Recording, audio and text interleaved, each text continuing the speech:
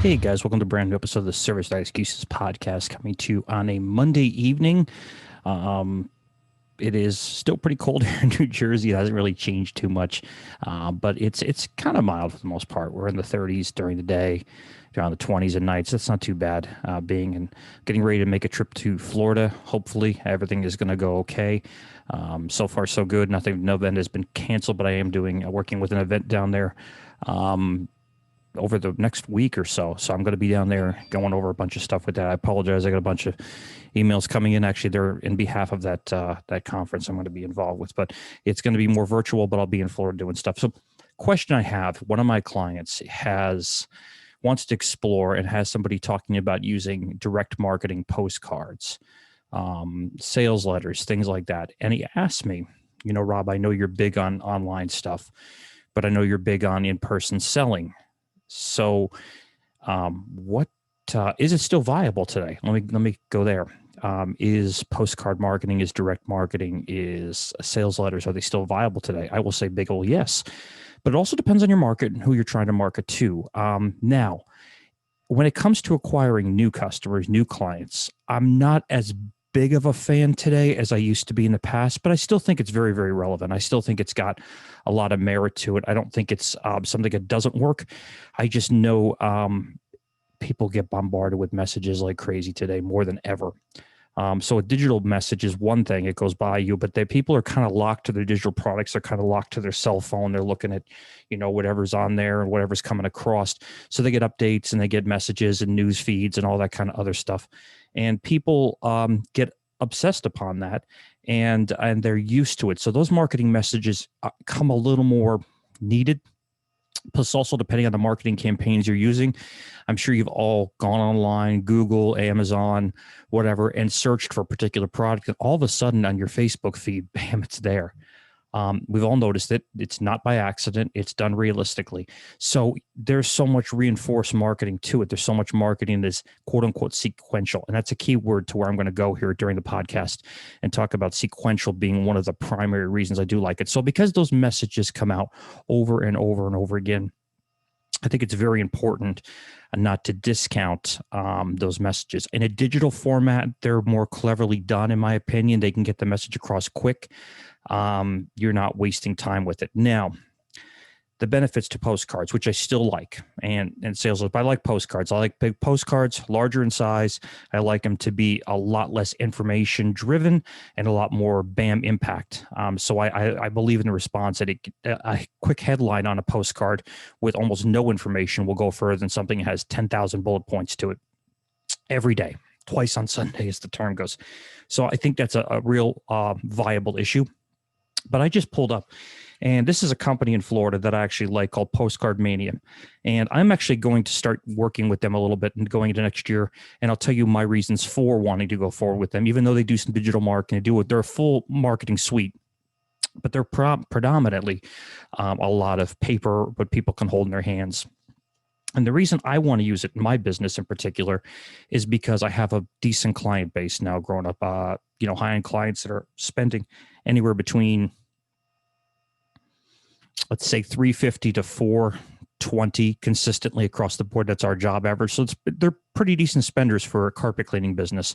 They're not, your average run-of-the-mill tag that's doing $125, $150, maybe $200 tops. We're doubling that in some many times. So that's it. But this right here, you see a bunch of different, in the video here, you can see a whole bunch of different postcards. And they all got some pretty good messages. They're generic. They're just sending me samples of what it is. Impress your clients with a cleaned office, janitorial company, a window cleaning company, looks like floor care, maid cleaning company. They try to be specific more or less to what I did with our business. Where we're a cleaning firm, we do cleaning of carpets and tile and grout and upholstery and things like that. And you'll hear me say that a lot. That's what my main company does. We're a multi-truck company here in New Jersey. And what I do, one thing I do notice is if I go to the mailbox, especially our business office, and I get a whole bunch of mail that comes in, I usually get a pile of these. Now, the problem is, and you might have heard this from many marketers in the past saying the same thing, these typically fit really good in something called a circular file. I think Dan Kennedy said this.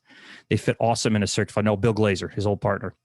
Said these fit really good in a thing called a circular file. You know what a circular file is? Short code for garbage can. So they get thrown right to the garbage can many, many times because there's so many of them. And even though they've all probably got a nice message onto them, it's overwhelmed. It's too much. And that's where digital media, Facebook media, Instagram in particular, with image driven marketing is a lot more powerful because it's always done sequentially. You're going to see it in your feed a lot, especially when a campaign is being done. I've done a lot of Facebook campaigns myself.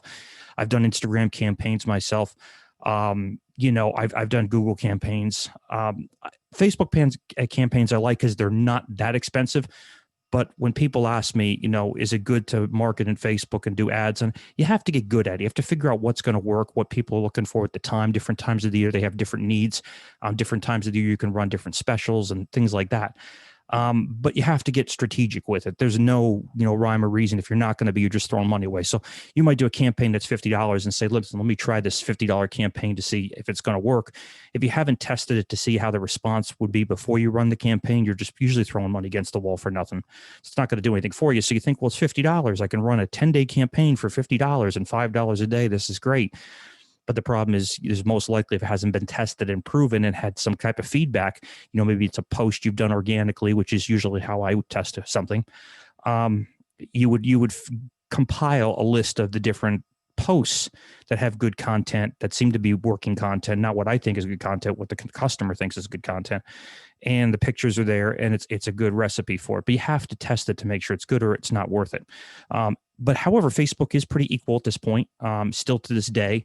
It's not that they're cheaper. It's that it's what you're getting for what you're paying for. So for instance, I do what's called Google Guaranteed Services, and I'm going to get into a podcast. We're going to break down all these mediums of what you can advertise your business with, how you can do it, whether it's through Yelp, it's through Facebook, Instagram, it's through Angie's List if you want to go that route, it's through Home Advisor, and I know I'll get a lot of boos on that one. Whatever that advisor, that media is you want to use to promote your business. Nextdoor is another one that's big now, and I'm starting to get more and more impressed with them. But Google Guaranteed Services, it's hard to get into, extremely hard for your service business to qualify for. At least it was when I got into it, because not a lot of people were doing it. And once you do it, they put banner ads at the top of the listing. So once you turn that campaign on, it goes to the top. And there's only a couple of them that run at any given time. And they rotate them depending on what market you're in and how many people are in there and things of that nature. So that particular lead for me in New Jersey costs around $25. That is a very expensive lead. But here's the difference. The Facebook one I'm running, I'm spending, let's say, $50 on. So that's 2 leads. Okay. It's 2 leads on Google. But I'm spending $50, I may not get anybody physically looking for my work. With, like I said before, tampering it to find out what works and testing, you can get a lot better at it. But you could throw the money out there, just like Yelp and other ones that are just going to give you a blast of whatever. And you might get 10 calls, you might get 0 calls. With Google Guaranteed Services, for me, that's 2 leads. One of the 2 is going to do it. Guarantee. I'm pretty good with getting 2 out of 2 most of the time, but 1 out of the 2 is definitely going to work with my company.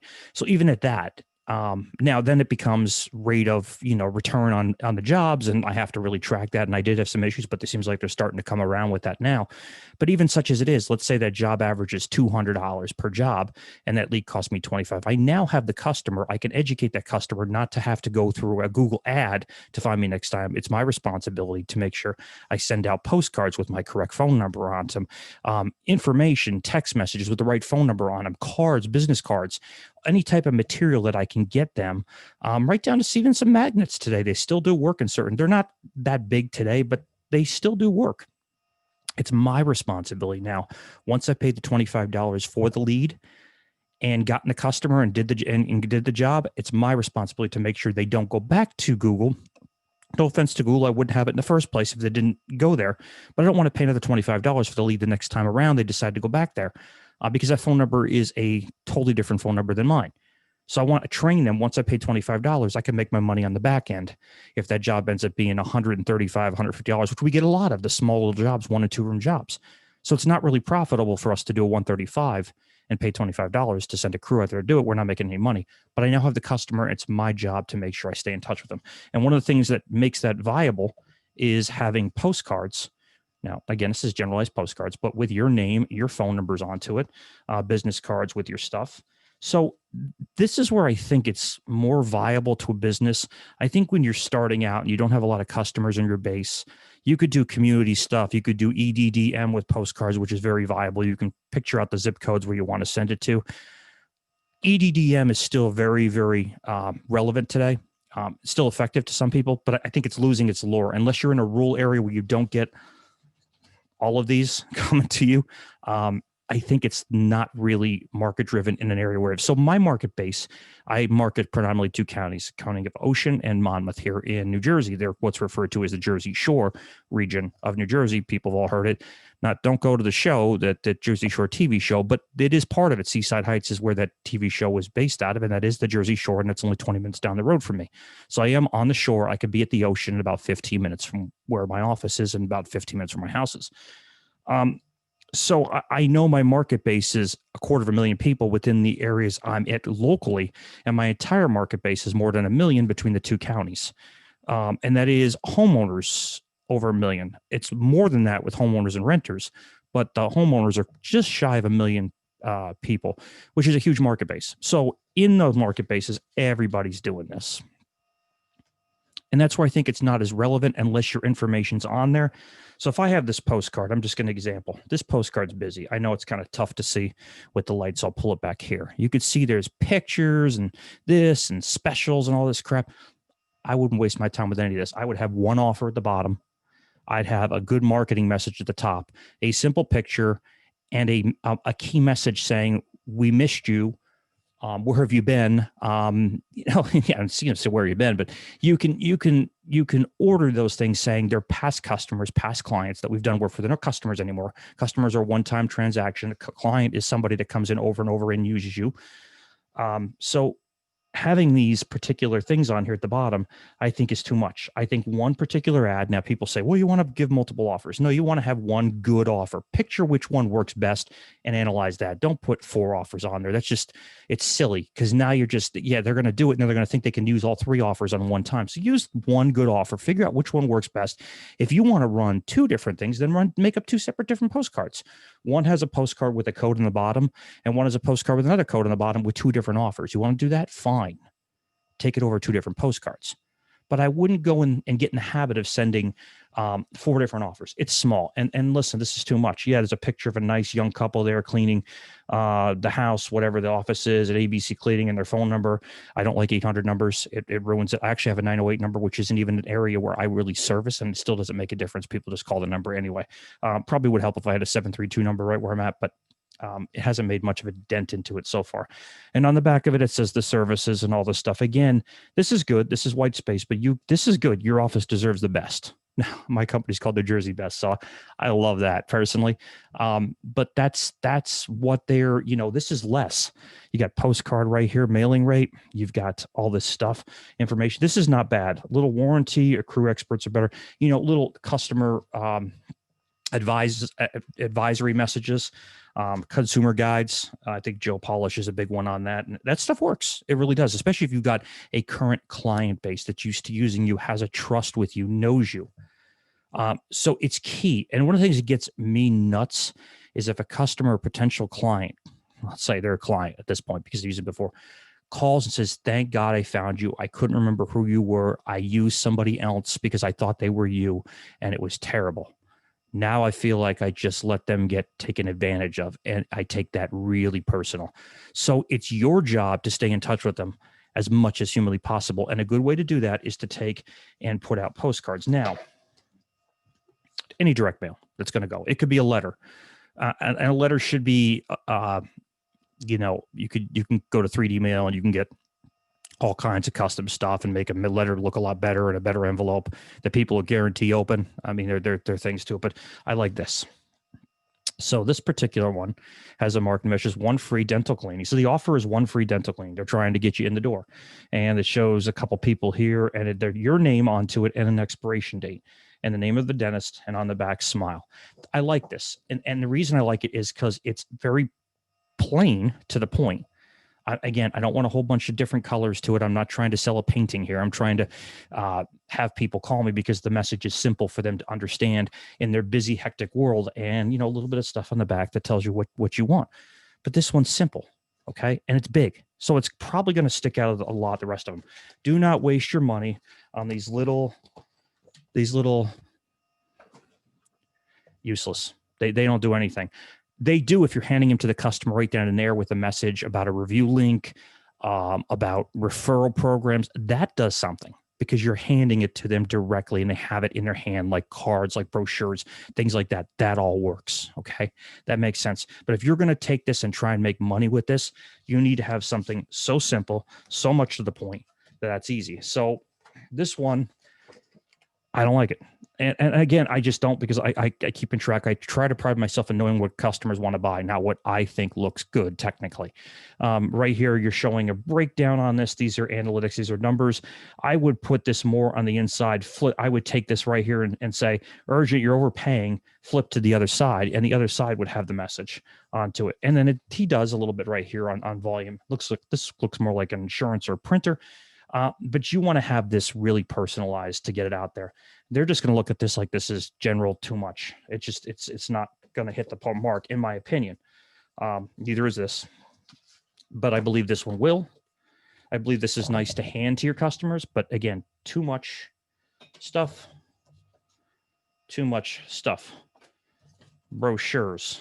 Now, this is a for Postcard Mania. Again, I'm really a fan because their quality is good. Their quality stuff is here, and I'm going to start looking at some of their stuff. But the brochures and trifold, good quality, good thick, simple. All right, simple message. This is actually really well done because you're not having a bunch of stuff on them. So when you give something to a customer at home and they're actually going to spend the time to look at it, you don't want an essay, you don't want a book report, you don't want a senior class assignment, you don't want your I can't think of the word of it, but your when you're getting out of college and it's your last your master's thesis. You don't want your master's thesis on here. You want to just get the information, the simple message. That's the best one, in my opinion.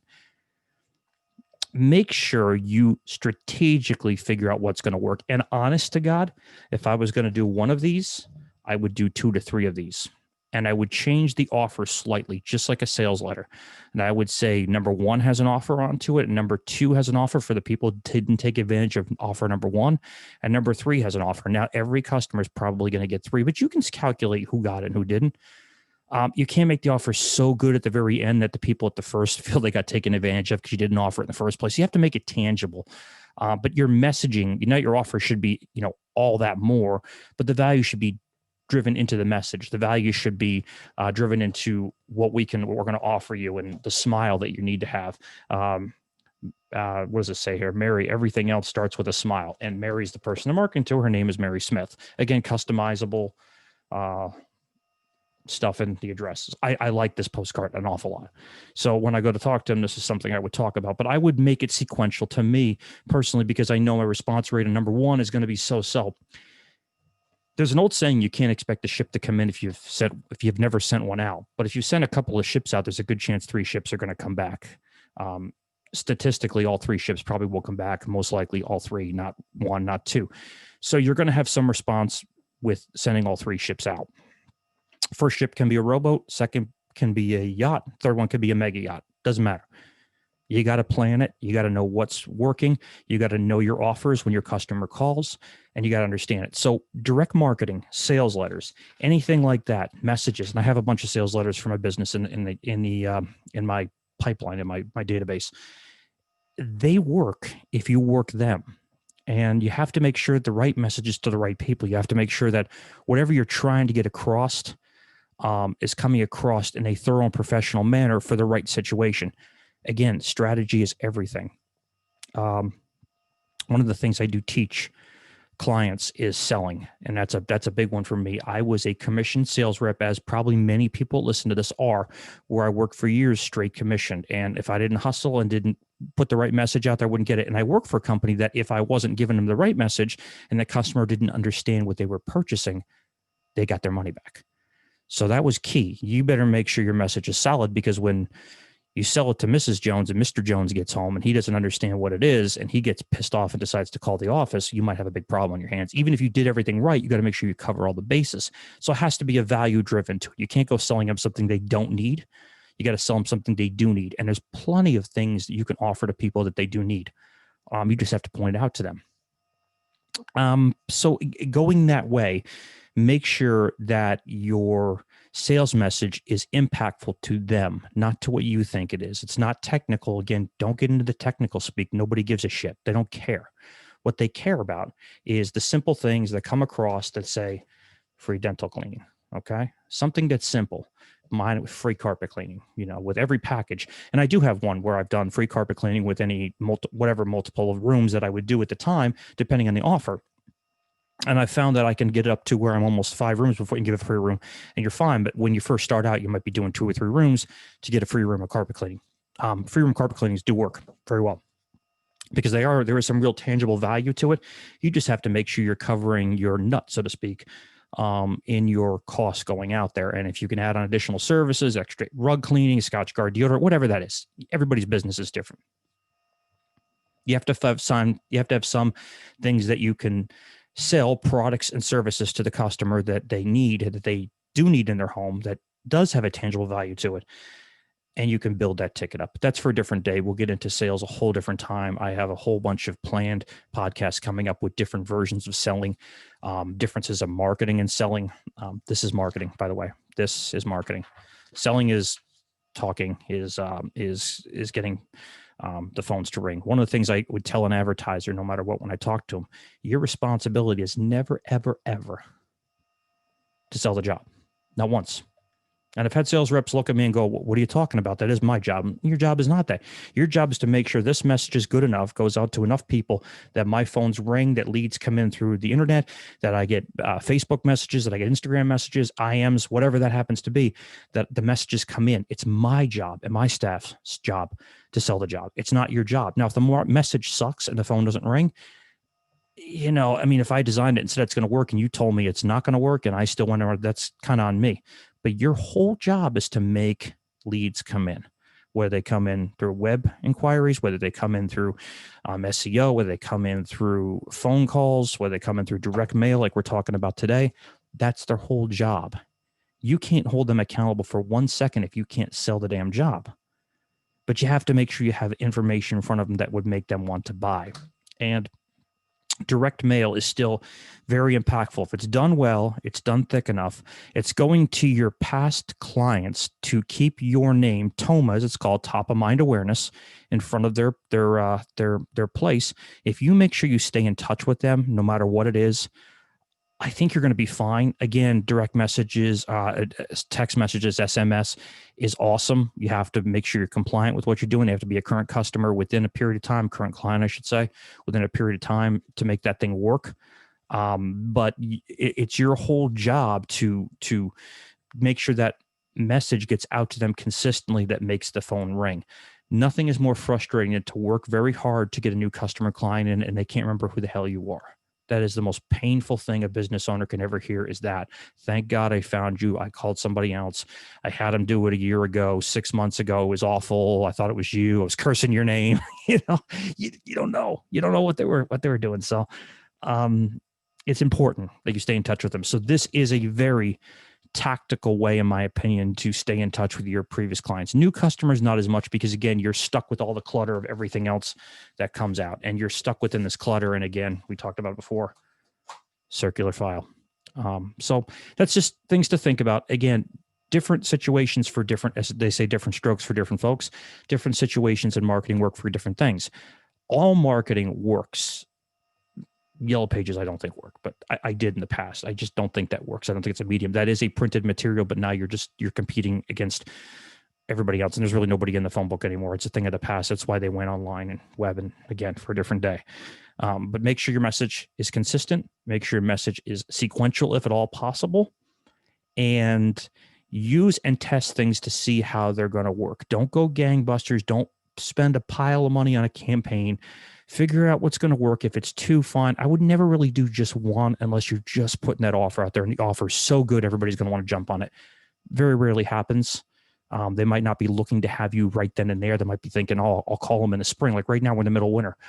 People are not calling us like this. Our office is relatively slower this time of the year in comparison to what it normally is because it's the winter time and we're a semi-seasonal business here. Now, from March, depending on weather, through December, we're really, really busy. But in the wintertime, not so much. It's why I'm able to work on this other podcasting side of the business a lot more right now. And I will load this pretty heavy with a whole bunch of content. And if you have any questions or you have any ideas or things you just want to know, actually questions, you could put it on the Facebook feed. You could put it on the YouTube feed.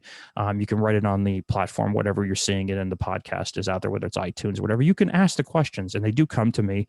And if I can gladly answer them, I will. We're going to start doing some shows down the road where I'm going to do them live, probably on a Facebook live feed because I do have a lot of people on our Facebook mastermind group. And we're probably going to do something with that. We're going to say, ask some questions, what I can help you with as far as growth of your business. Again, when you get information from me, it's information I know that works. It's not information I think that works, information that I've read somewhere that works. It's information I know it works from experience from 30 years of doing this. So you're not getting some guy giving you advice that read a book or took a course or had somebody sell him something that said, you're going to be an expert. You got to be an expert, my friend. You got to be an expert. I'm going to leave you with this. This is the whole expert story itself. And there's been many very different variations of the story, so I'll make it as simple as possible. A particular motor in a ship was broken, and it's a very expensive motor, probably $2-3 million. And this particular ship company couldn't get this thing fixed. They brought people in from all over the place. They couldn't do it. So finally, the last guy that's there said, listen, you need to call Tim Jones. Now I'm using Tim Jones to make it up. That's just a name. You got to call Tim Jones. You're going to have to fly him in. He's in Nebraska, but Tim Jones knows more about how to fix these motors than anybody. So they finally do. They call Tim Jones, and Tim Jones shows up, and they're like, great, Tim, you come highly recommended. I need to get this thing fixed. And they're like, okay, well, let me see what I can do. So Tim carefully inspects the motor, goes around, walks around, looks at things, analyzes, probably 20 minutes or so. It's a pretty big motor. It's not like a motor in a car. This thing's a monster. It's the size of my room in here, my office in here. So Tim finally goes over and he goes, then motor comes on. People are astounded. What did he do? This is crazy. How did he figure this out? It took him like 2 seconds. He knew just where to go and do this. This is amazing. Wow, Tim, you really saved us, man. This week we couldn't have spent millions of dollars. He goes, just send me your bill, whatever it is. And Tim goes, okay, no problem. A week later, bill comes into the ship manufacturer and it says $10,000. Now the shipbuilder's like, holy shit, this guy was here for half an hour. He's charged me $10,000. Not that $10,000 isn't, but that's a lot of money for half an hour. So they call Tim and they say, Tim, I don't understand. What's the $10,000 bill? And they said, wait a minute, Tim, do me a favor. Itemize your bill for us so I can break it down and we can have a meeting about it and get it figured out. So he does. He says, no problem. A couple days later, a bill comes in the mail and it says $2. Tapping the engine with a hammer. $9,998 knowing where to tap. And your point of this is to make sure that you know where to tap. That you got to know if your postcard marketing is working and you're doing something strategically, you're learning where to tap on the motor. You are the expert. And that's what I try to say to people when it comes to getting advice from people. Joe Polish says to himself, the worst advice in the world is bad advice. And it's true. You don't want to be a victim of that. So make sure that you take these things, learn them, develop your own strategy. If you're not sure about something, message us. I'll gladly do it in a webcast where we do a bunch of different people at a time, or we can always talk to you privately and maybe we can help you with some other things with our consulting and coaching firm. All right. Thank you again. I appreciate you being here today on the Service Without Excuses podcast, episode number 3, season number 2. Yes, I do it seasons this way instead of big numbers and stuff like that. We had about 14 or 15 last year. I did slack off big time, and that's on me. But I promise I'm not going to go that way this time. I really got the podcasting bug. I do really enjoy it. I do prepare a lot for it. And I think I missed maybe my calling being working with radio. So it's pretty cool, but I love giving the 30 years of business information and real world in the trenches advice. Somebody that's physically done it can guide you on the way there. Glad to help you with little situations. And if we can help you with your company and get you in a better direction, then we'll gladly do that too as well if you like. All right. Thank you so much again. The Service Without Excuses podcast. Have a good one.